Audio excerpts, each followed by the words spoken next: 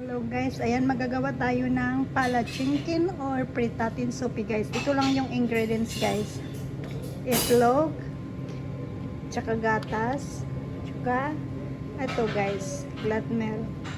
So 8 itlog ang gagamitin natin guys. Tsaka 2 litro na gatas at tsaka 1 kilo na ano guys, very easy lang guys. Yung itlog meron na ako dito. So 8 itlog guys.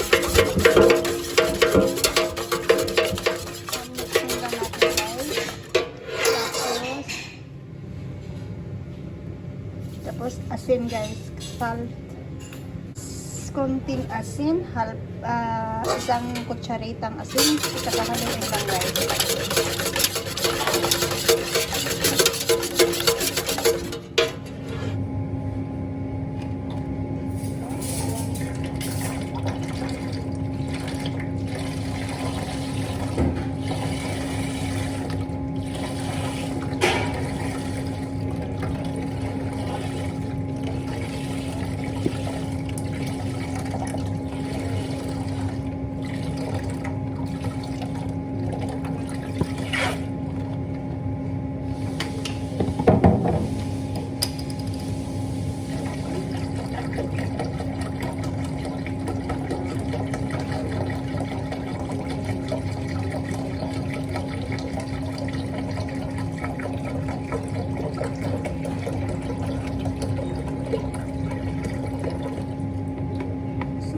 Litro na milk. Hello, guys. Handmix guys.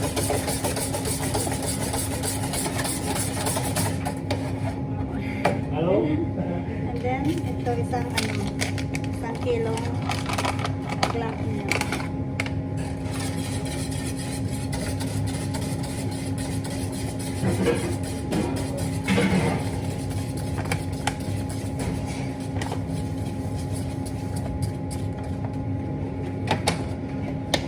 Guys, halo-haloin lang siya. Hand mixing lang guys, kasi pag ginagamitan mo ng mixer, makunat yung palatschinken, kaya kamay lang guys, kinakamay lang. Binabati lang ng kamay, bati-bati ng kamay, kasi pag ginagamitan mo siya ng mixer, kumukunat siya guys. So mabuti yung hand mixing lang. Ganun lang, haluin mo lang siya. Tapos mamaya i-ano mo na, pwede kang gumamit sa grill plate or sa plat na pani or kawali.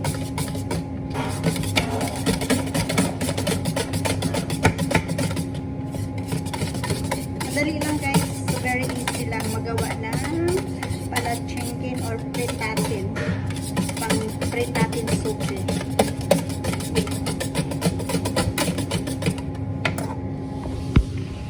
Ganyan na siya, imimix lang siya guys.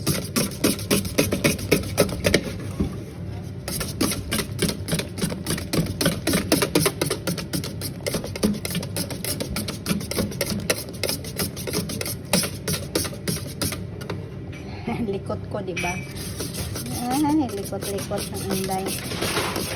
Yan, ganyan lang siya. Very easy lang.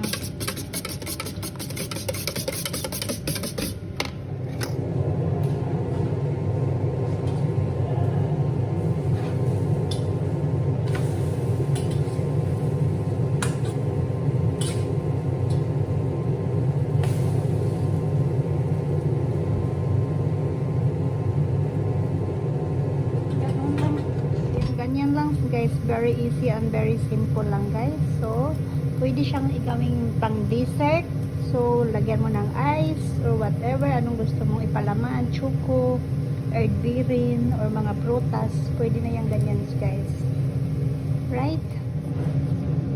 So ganyan lang.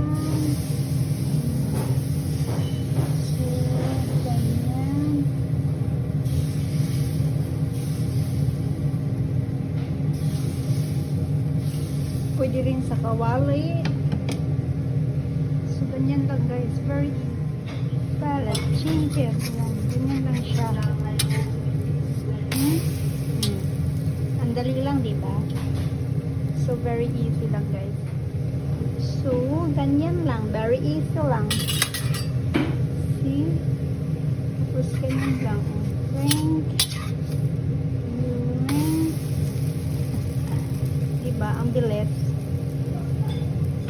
Ganyan lang.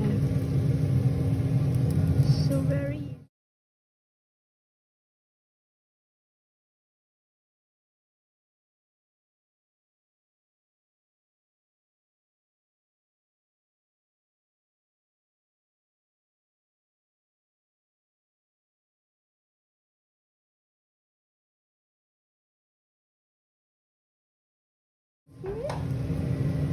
like that.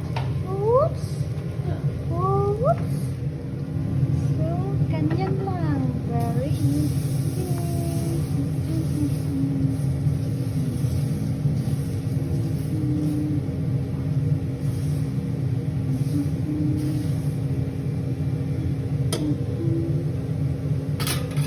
Oops.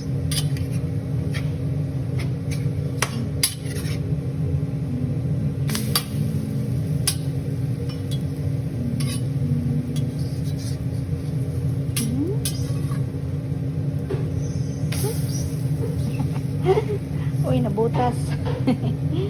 So, ganun lang guys. So, yun lang guys. Okay?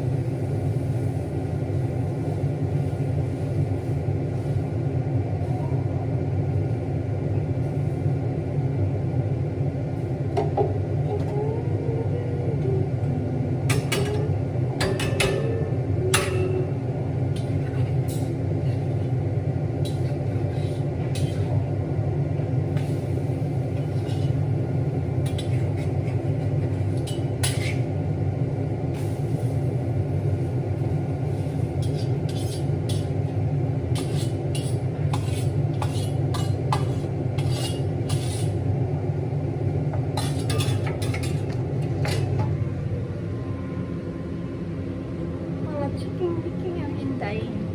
Guys, with ice cream. Try.